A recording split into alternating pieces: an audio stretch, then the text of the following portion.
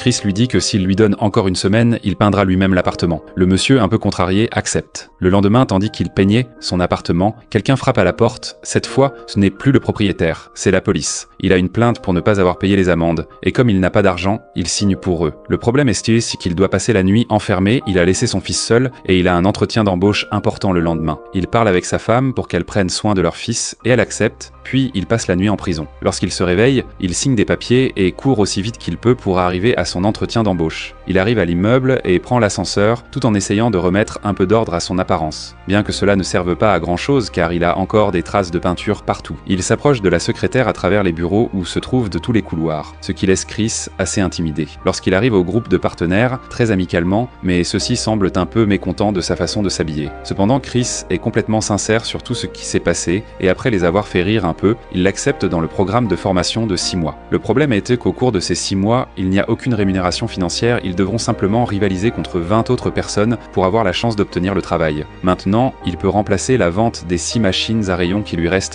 dans l'espoir qu'à la fin, ce sera lui qui sera sélectionné. Mais le chemin va être extrêmement difficile, à commencer par une très mauvaise nouvelle de sa femme. Elle va quitter la ville pour chercher un autre emploi, elle veut emmener le garçon, mais il lui dit que leur fils doit rester ici, et la femme accepte. Maintenant, Chris doit assumer pleinement la responsabilité de son fils, vendre les machines et se concentrer sur ses 6 mois d'essai. Il déménage dans un motel à proximité